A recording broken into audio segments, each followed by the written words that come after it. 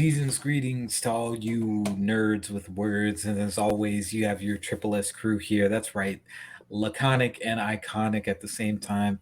It is your boys. It's me, Sundance Kid himself, aka DJ. It's me, Slick, the Mary Vic Rodriguez. And it's me,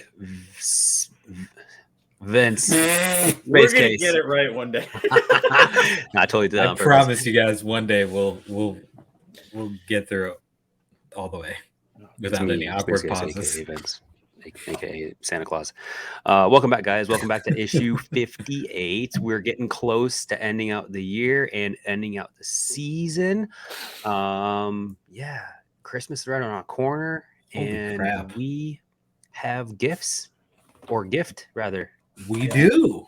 Finally, we're here. You made it. Oh my goodness. Wow. If you guys have been watching the last month or so, you know that we're doing a giveaway. And today is the day we're giving something away. I know I sound like fucking Dr. Seuss here. What's going on here? Yeah, I don't know what's going on with you, buddy. But today is the day we're giving something away.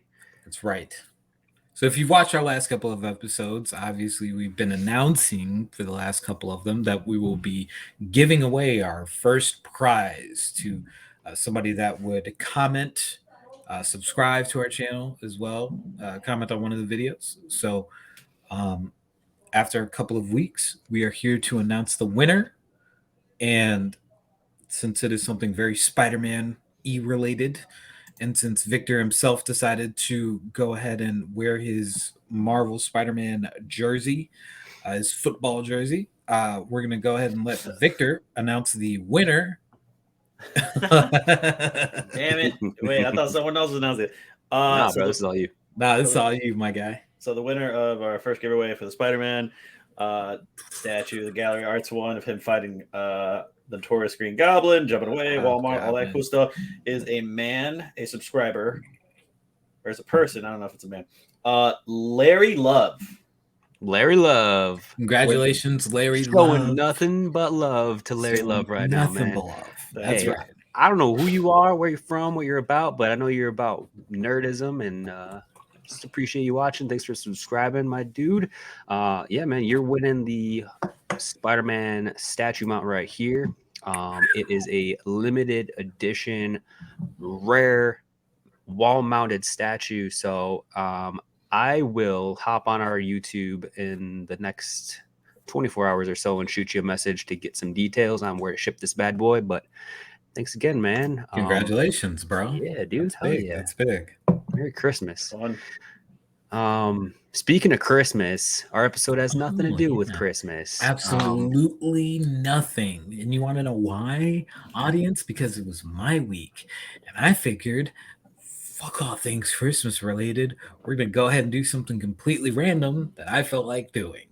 So this week, we'll be doing the Halo Legends animated series. It was a collection of, I want to say, 7 short films made by 9 different Japanese and Asian animation companies, tons differently directed, and it's just such a masterful and beautiful anthology series that came out odd number of years ago, and it's centralized around the mythology of Halo, the Halo series, the video game series. In case you have never played it, there's also books, there's also soundtracks, there's a ton of different types of media that you can brush up on, but yes, and consume. But basically, Halo is about the humanity's fight and war against an alien species, multiple species that create a covenant. So the main part is you play as in the video games, you play as the protagonist Master Chief, who is a super soldier known as a Spartan. And throughout that time, there are, I want to say, 6 or 7 video games alone on the main installments. There's several different side games, but basically you're playing as him for a majority of the series. And I thought this was really cool because the last episode we did was also an anthology series, and I mentioned this series in it, and I was just kind of grasping at straws, figuring out like my topic.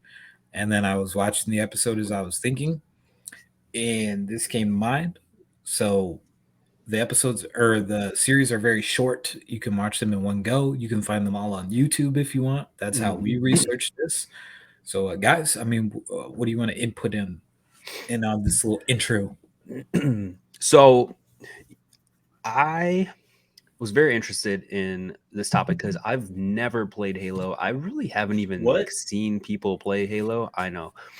So I gamer tag right here. I don't really know much about this. So it was a whole like brand new experience for me.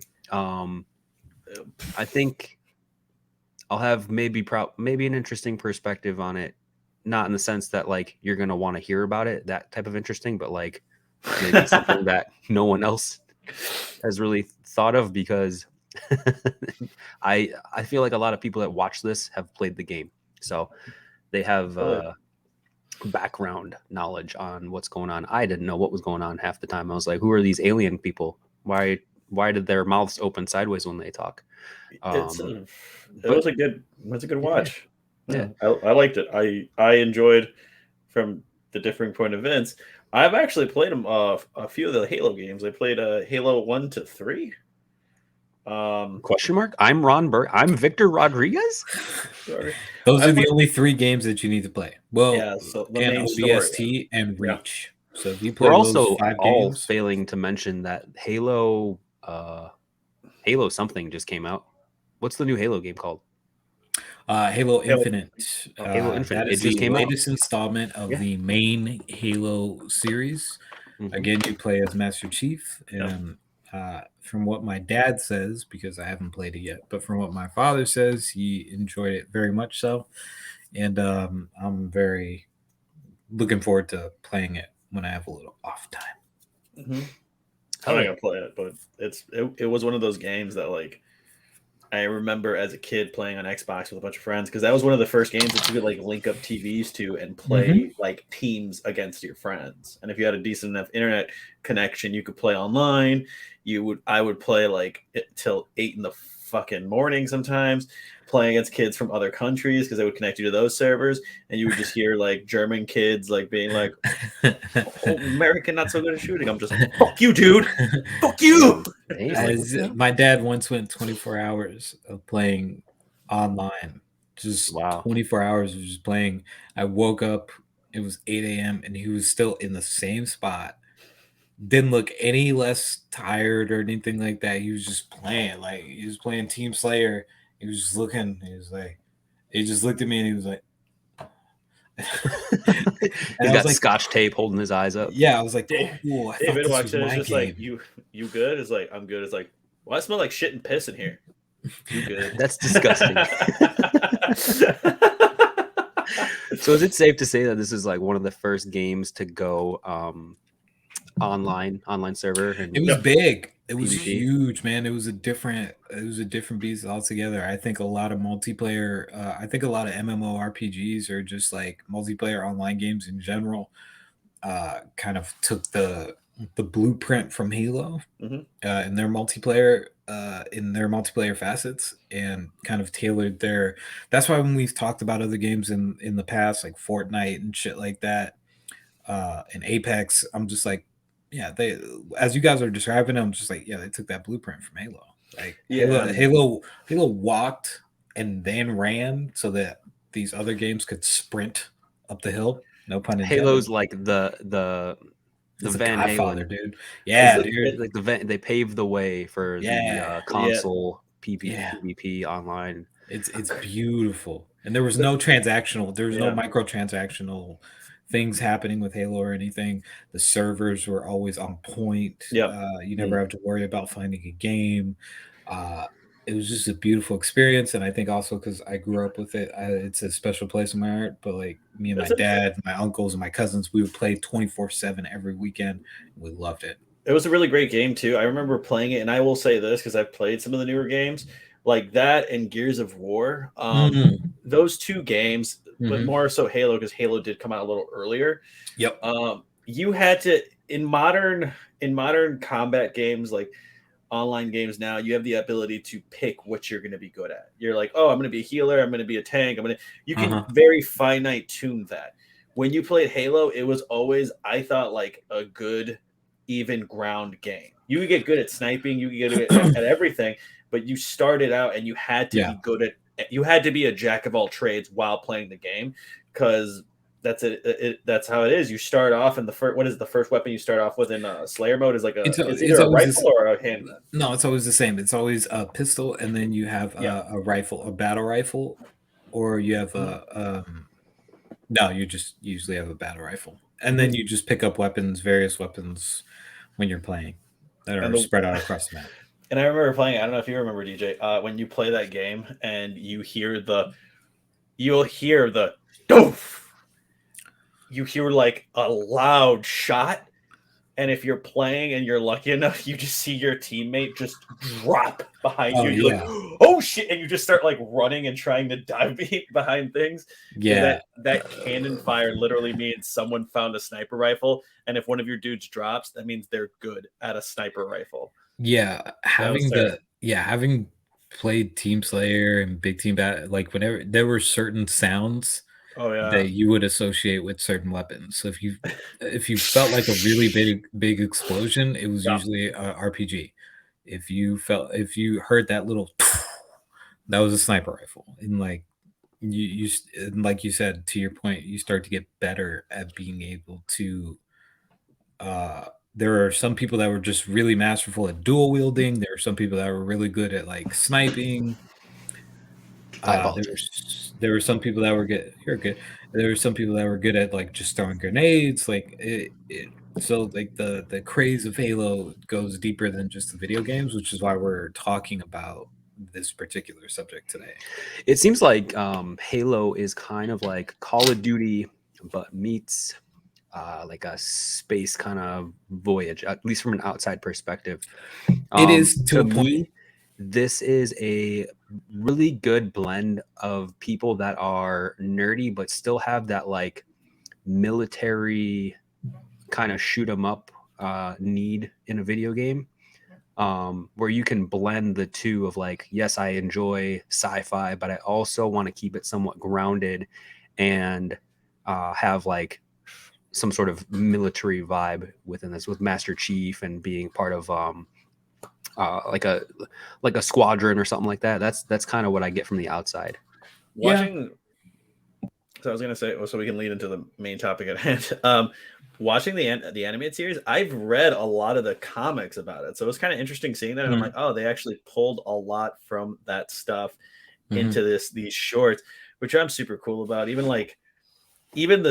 It's always been cool to play the games and being the Spartan, like one of the being Master Chief. That was always my favorite thing about the video game. Sorry, I'll stop that. That's, I mean, I think that was the point when they made Master Chief, was it's just like they made him talk less so that people could make themselves feel more like the protagonist. And the cool thing about Halo Legends is that they dip more into the lore of Halo universe, and they kind of expand on points that were talked about in the video games, but just weren't expanded on because, you know, of time and like plot and, you know, all that different stuff. So, like we said, there's 7 different short films. We're just going to go through and talk about our favorite ones. And, you know, obviously, if you guys have watched this before, we always choose our favorite ones whenever we watch an anthology series and we talk about it. So, being my week, I would like to ask that Vince go first and you tell us about your choice. Yeah, absolutely. So this was kind of hard to pick a favorite, and I know I say that all the time. You said there was like 7, I believe, 7, 8, or 9. I'm not sure how many there were. But there were probably like 2 that I just didn't like in general. The other ones were awesome, and they were all really hard to pick. I think it was between 2 of them, and I'm interested to see if you guys have picked the other one that I was between this and that with. The favorite episode I picked is called The Package, and that is going to be, I believe it was episode number 8. Is that 3? Close, right? Yeah, so again, they're all available on YouTube. Yeah. There, if you just search Halo Legends, there is a kind gentleman who I forgot the name of, so I apologize, but he has the entire playlist. It's the It's playlist probably of good all that you the don't point videos. him out so that he doesn't get copyright and then it gets taken off. So That's probably a good just point. search it Actually, on YouTube, guys, and search you'll on find YouTube. it. You'll see exactly what I'm talking about. So yeah, I picked the package. So what the package is it's a group of, I believe it's like 8 8 soldiers. Is that what they're called? Soldiers? I'm so sorry. Spartans. So Spartans. Spartans are super soldiers in the UNSC. Thank you. Yeah. Thank you for educating me. I'm probably going to say things that are incorrect based off the lore, because to be fair, they don't really give you a whole lot of They don't. base lore to go off of. Like, they kind of Right. assume that everyone already knows what's up. I also apologize if you can hear that behind me. My fucking hedgehog has woken up because he thinks it's time to wake up since they're nocturnal and the lights are off. And he's typing a manuscript. That's what it sounds like. He's like, Sonic the Hedgehog 3 won't write itself. It's the funniest thing you've ever said in the podcast. I got some new ones. What do you call that person in the courtroom where they're just keeping track of everything? Stenographer. Yeah, that's what he's doing right now. No, he's drinking water. So anyways, there are about 8 Spartans that go on this mission to go find the package. Mhm. And they are all in these like TIE fighter-esque ships about to storm this bigger ship. And instantly I'm pulled in because it's reminding me of Star Wars, or like the classic Luke Skywalker TIE fighter scenes. The animation, man, is just, again, reminiscent of another classic that I love, which is 90s Toonami, which quick side note, boys, can we please do a Toonami episode? I don't care. Absolutely. I'm sorry. Even if, like, I'm sure there's other people out there that want to watch Toonami, but Toonami, please. I love Toonami. Yes. The main character's voice, who plays Master Chief, he kind of reminds me of the host of Toonami as well. So the whole like Star Wars meets Toonami kind of vibe, instantly I was like, man, I'm hooked. I'm in. This is my favorite one already, and I'm only in 30 seconds. The pacing of this story is just nonstop. So basically, they progress the story in this one very well. Once one task is completed, there is like a 3-second lull, and then something else happens where it pushes the story forward and the pacing gets pushed forward again. The music, the animation, everything is just amped up on this one. There's a lot of attention to detail, a lot of color, a lot of attention to detail in the animation itself. So it kind of reminds me of this actually up here, our overlay. Like, that reminds me of the space fights with all the bullets and stuff. It's all like super colorful and very pretty, in my opinion. It's very Star Wars-esque. Yeah. It is very Star Wars-esque. And even the animation detail, like in the visors, you can see the reflection of the environment. And I thought that was a really cool aspect, because just to add that alone, I was like, that's very thoughtful of whoever animated this to make sure that they include that, because you can easily skip over it. No one's really going to bat an eye over it, but for them to stick it in there, I was like, okay, well, this just shows that they really care to make this 15-minute short as best as it can be. There's a little twist at the end, which I won't reveal. I'll let you guys watch it and find out for yourself. But yeah, man, this one really just caught my eye, and might not be the best story out of the short films, but I think visually and from like a director and creator standpoint, I just appreciate this one the most. And I thought this was probably, if you're gonna randomize them and start from wherever in the list, start with this one, and I'm sure it'll hook you in. Because my big thing here was, again, I'm on the outside. I've never seen Halo, so why would I watch this aside from someone recommending it to me? Does it make me want to watch more, as anthology should, in my opinion? I feel like anthology should always keep you wanting more and always kind of leave you hanging. Like that's kind of what it's built for. And if it doesn't do that, does it make you want to play Halo or get into Halo more? So I successfully answered yes to both those questions after watching this episode. So Yeah. solid pick on this episode. To your point, man. I mean, it's just that it's got the perfect amount of cheesiness and like cliche kind of tropes where like the one-liners and everybody sounds like really tough and let's get to the ship and all of that. So it kind of threads that needle perfectly in between actual story revealment and like kind of cliche anime tropes almost to a point. And yeah, I would totally agree with you that that is probably a good starting point if you're just watching this for the first time. You know a little bit about Halo, but not a lot. Like that's a very fun one to just watch and enjoy. And again, they're 14 to 20 minutes long. They're very short, so you can watch one of these in a go and then just watch another YouTube video about the history of Halo, and it'll actually make fucking sense to you. So, but Victor, my turn. me, My turn. My episode that I picked was Homecoming because I've always had like a thing, or I've always liked to learn the background of characters, and you never really learned a lot about Master Chief and his past. They always kept it kind of aloof. Mm-hmm. The only thing I remember is like out of the what is it, 76 or 100 kids? It's like 100 kids, right? Yeah. I mean, there's only like a certain amount that survives like augmentation process, but yeah, they start off with like 100 kids.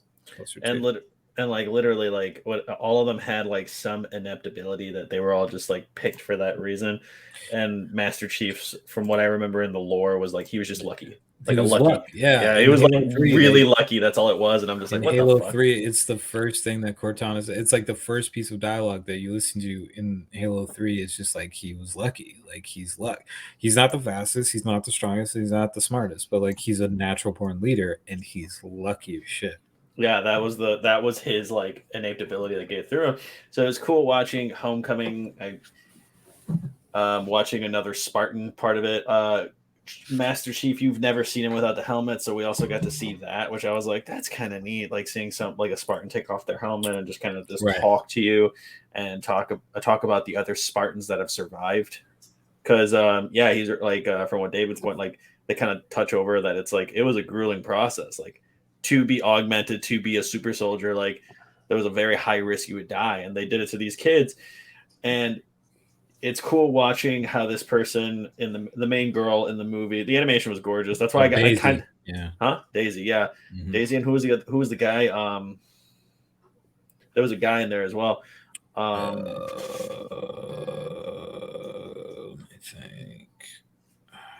think it was like Ronald or something. Like it was literally like a very common name.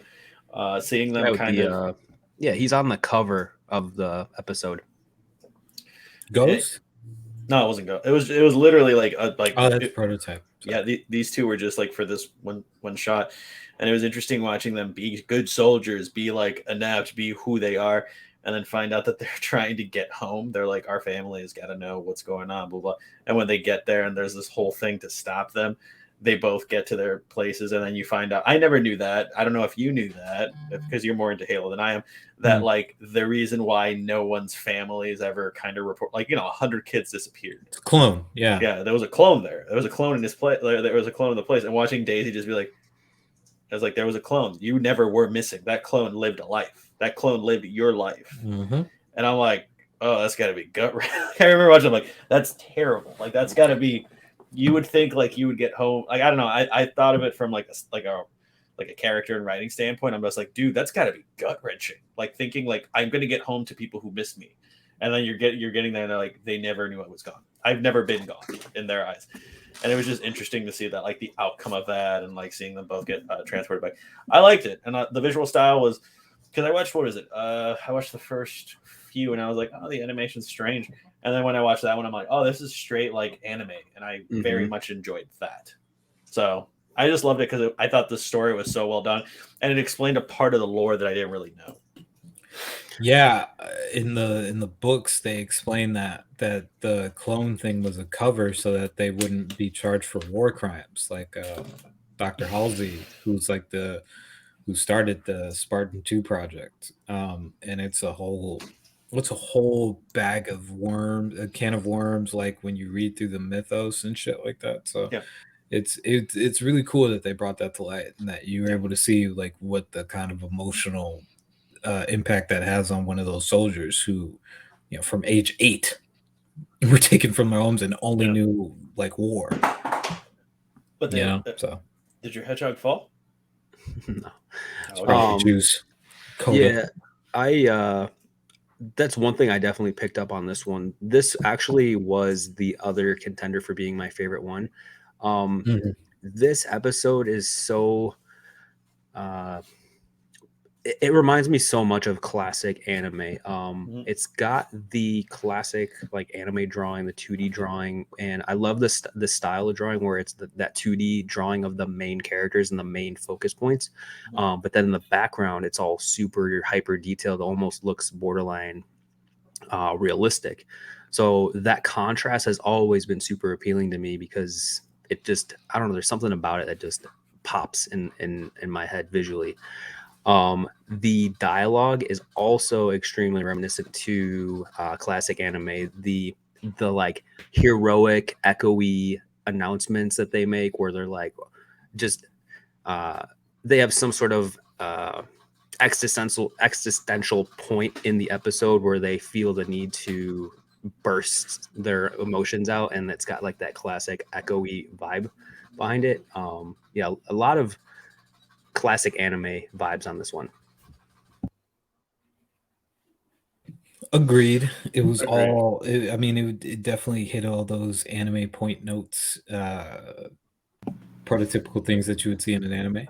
Um, let's end this thing off with my pick, and I won't keep you guys in suspense. It was the Duel, which is I think one of the most free flowing ideas in terms of taking the Halo mythos and turning it into a separate story. I thought it was very cool because it clearly had anime, you know, influences into it, from the art to the way that the Covenant are displayed, which is like they're very old, typical Japanese samurai in a way, for the Sangheili, which is the Arbiter.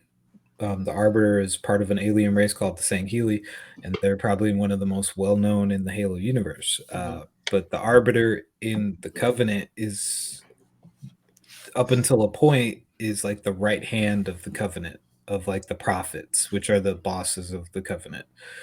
And so he goes and he carries out some of the most dangerous missions, and he does it silently. He's kind of like the invisible arm of the Covenant or whatever. And at this point in the mythos of the Arbiter, uh it's a title held with a lot of honor, which is not what we see in Halo 2. It's like a title of disrespect, and like for a heretic or like somebody that really fucked up in the military, but they don't want to kill them, so they give them this title, which they lead such dangerous missions that they'll probably end up dying anyways. But at this point in Halo Legends, in this particular episode, the Arbiter is actually, at this point, like one of the highest titles that you can receive in the Covenant, in their military. So he's kind of like a general in a way. Um, and as we go through the story, we see that he's having like some uh, doubts and like, what is the Covenant exactly? Because it's a group of different aliens, and what are their goals and stuff like that. And you see him kind of having like the Covenant is almost like a not just military but like religion. Mhm. So at this point, he's having like a conflict of faith.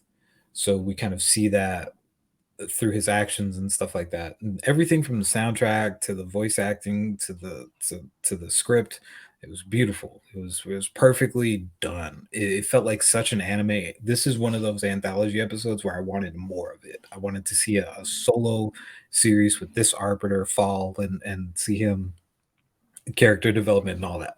So I was really excited when I watched this, and it kind of gives you this different perspective of the Covenant, because the Covenant in the video games is supposed to be your enemy, and they're kind of like this nameless, faceless, voiceless enemy that like you're just shooting first person style, and you're killing, and you have you have no regard for, in a sense. But this kind of puts layers onto the humanity, pun intended, for this alien race, and we kind of get to see what are the struggles that they deal with, and it's not so different from ours. And it kind of adds a different layer and a different meaning to Halo in general. And then you get a better feel for it as you play those games. So if you do play the video games, I implore you to watch this series, because it'll give you a better understanding, and hopefully you have a better experience playing these video games as well. So I actually have a question about this one. So, and I'm sorry if you already answered this. Based off of the Halo timeline, right, from the beginning of time until current and onward, this series explores a lot of different places in that timeline. Is this a episode, or a short rather, where it's kind of more towards the beginning of the timeline? It is, because I figured it out, because at Makes some sense. point they say like the Arbiter at this point is like one of the earlier ones. Um so it's like it's still religious and not exactly military ran, but I think it's supposed to occur like no earlier than 2142, and the games take place in 2552. Oh So wow, yeah, it's definitely it's late that's into cool. it's late into the Covenant as like a society, but As far as like our it's own, roughly 400 years before the first game takes place. So it's still early on in like the story, I guess. So this is why I ask. Before I watched any of these episodes, when last week when you let us know, hey, we're going to talk about Halo Legends next week, I just did some research on what the series was before I started watching it, and I heard about this episode. There's no way this is happening 2 episodes in a row. Someone's getting carjacked in Victor's I neighborhood. know, dude. No, it's my neighborhood. I was gonna say, Oh, I'm just no. like, I was about to say, I'm just like, that's David's at this point. My God. Yes. So I read about the series before I started watching it, and I did hear about this episode in particular. So this is the one that's done in watercolor. Yes. This episode. So the art style is watercolor, and a lot of people had problems with that for some reason. I People don't were know like, why. this isn't Halo. Why would you do it in watercolor? Blah blah blah. First of all, relax. It's just art. It's subjective. So Yep. maybe stretch and take some breathing exercises. Second, the art style makes so much sense to do it in watercolor. The reason I'm guessing is why they did watercolor for this one is because it kind of goes back to the ancient cave drawings. If you think about it, if you think about, even if you're a child and you can't comprehend this, think about Lion King, when the monkey's drawing the lion on the cave.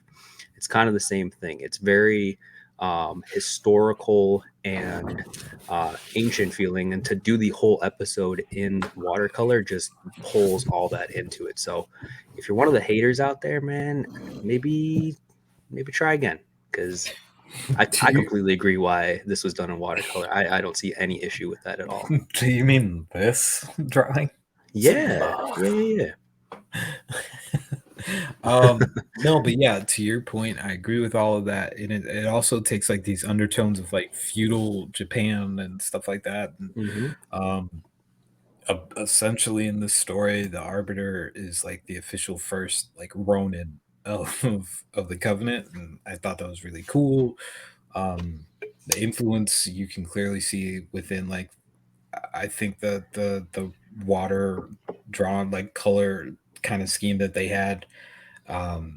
Again, very Japanese kind of undertones to that, which I thought was really cool too.